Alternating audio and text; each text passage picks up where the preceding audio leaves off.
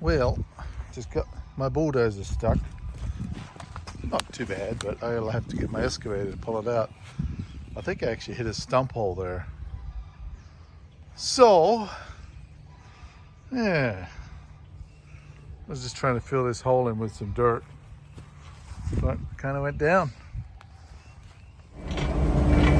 So I got my bulldozer stuck here this morning. I'm going to use my excavator to see if I can pull it out. See what happens here. Should be too hard. So we'll get this bulldozer started. Hook it up to the excavator. Bulldozer will have to run by itself. See what happens here.